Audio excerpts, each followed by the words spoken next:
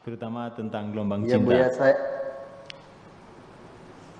saya cuma mau bertanya, saya pernah mendengar kajian di sebuah YouTube. Jadi kalau seseorang itu tidak melakukan ibadah sholat 5 waktu, maka ibadah yang lainnya tidak akan diterima. Itu menurut Buya bagaimana tanggapannya? Terima kasih Buya. Ya, Gitu saja. langsung saja.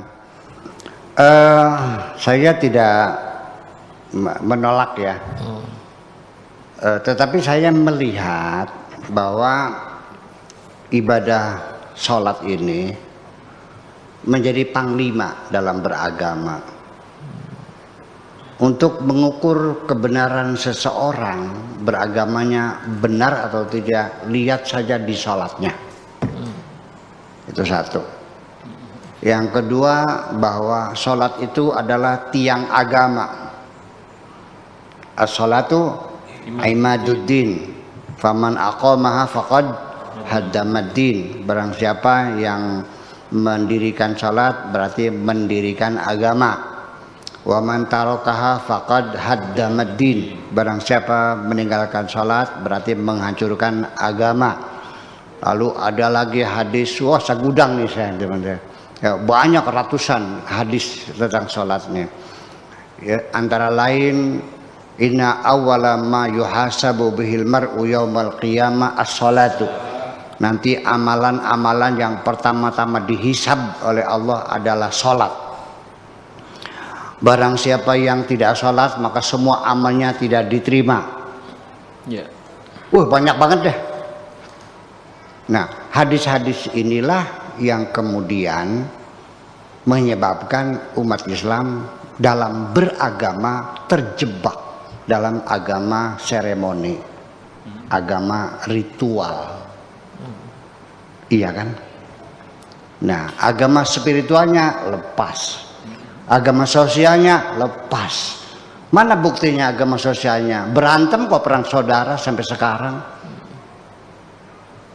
Apakah dibenarkan umat Islam saling bunuh-membunuh? Iya, Irak hancur lebur, Syria porak-poranda, Yaman masih terbakar, Libya jungkir balik. Ini bukan sekarang, dari zaman dahulu kala umat Islam saling bunuh-membunuh itu. Di mana ibadah sosialnya? Di mana spiritualnya? Kita sibuk bikin masjid. Ya, semakin rajin berjamaah, semakin rajin bertengkarnya. Saya tidak merendahkan sholat, ya tidak. Tetapi kenapa di Al-Quran sendiri, kalau memang itu sebagai tiang agama, kalau itu memang menjadi ukuran seseorang, kalau tidak sholat amalnya tidak ada yang diterima. Kenapa dalam Al-Quran ibadah sholat hanya sekali-kali disebutkan? Dan tidak berulang-ulang. Itu pun secara global saja, aqimus shalah. Berapa kali sehari tidak disebutkan. Rakaatnya tidak disebutkan. Apa yang dibaca juga tidak disebutkan. Tidak ada dalam Al-Quran bagaimana protokol sholat itu dilakukan. Dan sampai sekarang sholat orang berbeda-beda. Ada yang takbirnya di atas kepala, ada yang di atas kuping, di bawah kuping, di atas pundak, ada yang digoyang-goyang, ada yang sedekap, ada yang tidak. Sampai baca Fatihahnya ada yang baca Fatihah, ada yang tidak. Yang baca Fatihah ada yang baca bahasa, ada yang tidak. Sampai menunjuk sepatu syahadat saja, tasawuf saja, ada yang digoyang-goyang. Nah, saya jujur mau berkata, Nabi Muhammad sholatnya gimana? Saya mau niru sholatnya seperti Nabi Muhammad. Artinya dalam komunikasi sehari-hari, kalau saya memerintahkan kamu hanya sekali dua kali, tidak akan berbeda dengan ketika saya menyuruh kamu berkali-kali. Betul enggak? Ya. Yang berkali-kali itu infak, anfiqu wa mimma razaqnahum yunfiqum, infak. Kenapa dalam bab fikihnya kok nggak ada bab infak? Ini ada satu persoalan yang tersembunyi sesungguhnya. Ya, saya tidak menolak itu semuanya, cuma saya sedang berhipotesa. Kalau ya itu memang tiang agama, kalau itu memang landasan seseorang amalnya tidak diterima kalau tidak sholat, ya mungkinnya dikatakannya 1000 kali dalam Al-Quran ini. Itu yang jadi persoalan. Jadi sampai sekarang tidak ada yang tahu Nabi Muhammad itu sholatnya seperti apa. Saya ingin meniru seperti Nabi sholatnya. Ayo, sedekap nggak Nabi? Nabi tangannya digoyang-goyang nggak? Nggak tahu juga. Nabi baca Fatihah nggak? Baca basmalah nggak? Nggak tahu juga. Karena berbeda-beda, itu berarti kita sama tidak tahu. Jadi kalau Anda meyakini semacam itu, ya syukurlah. Supaya amal Anda diterima, ya yang rajin sholatnya. Gitu aja. Iya. Jadi artinya saya juga secara logika sederhana, sering saya mengatakan, untuk mengukur kebenaran seseorang zaman sekarang, nggak usah di kepintaran ngajinya, nggak usah di wiridanya, nggak usah di puasa, nggak usah lah, nggak usah di kedermawanannya, nggak usah. Anak muda zaman sekarang asal mau sholat 5 waktu saja sudah paling hebat sekarang. Salah nggak kan? Ya, jadi saya tidak menyalahkan itu, tetapi bahwa sholat menjadi panglima dalam beragama itu menyebabkan akhirnya kita terjebak dalam agama seremoni semacam itu. Nah, sehingga ini konsekuensinya kalau orang itu tidak sholat tapi dia sangat dermawan sekali, Anda hormati nggak? Ada orang itu sholatnya rajin tapi medit, dihormati nggak? Ada orang bertengkar saja tapi sholat berjamaahnya rajin, hebat nggak?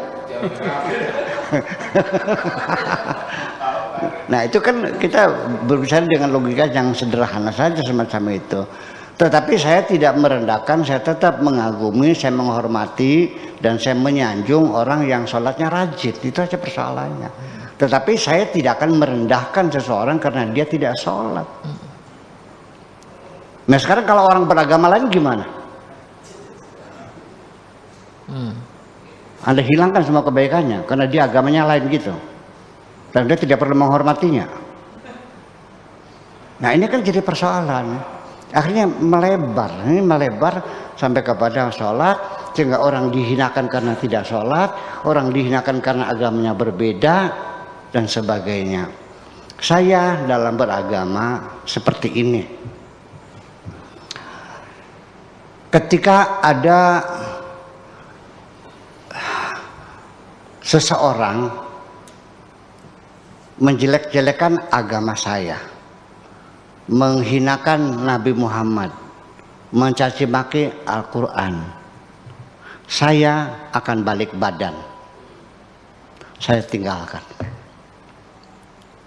Sampai kapan nanti? Sampai dia berbicara urusan yang lain. Wa idza ra'aital ladzina yakhuduna fi ayatina fa'arid anhum wa la taqud mahum hatta yakhudu fi haditsin ghairi. Ini Al-Quran. Bila engkau mendengar ada orang mencaci maki agama kamu dan sebagainya, balik badan saja. Jangan duduk bersama mereka sampai mereka berbicara yang lain. Saya tidak akan melaporkannya ke Baris Krim sebagai penistaan agama. Ini Al-Qur'annya begitu. Maunya gimana? Iya. Wa idza ra'aitumul ladzina fi yakhuduna fi ayatina yustaza'u bihi, ya, menghinakan ayat-ayat Tuhan. Fa'arid anhum wala taqudu mahum, balik badan, jangan duduk bersama mereka. Hatta yakhudu fi haditsin khairi, balik badan juga tidak selamanya. Kalau sudah dia bicara yang lain, masalah ekonomi, masalah bisnis, ya mangga silakan, itu persoalannya. Jadi artinya Tuhan sendiri juga tidak memberi petunjuk kita seperti itu untuk memukuli orang yang ini, tidak. Iya kan? Tapi kan ada undang-undang penistaan agama kan. Itu terserah kamu, kalau saya mau ikut Al-Quran aja lah. Makasih, gitu aja. Makasih.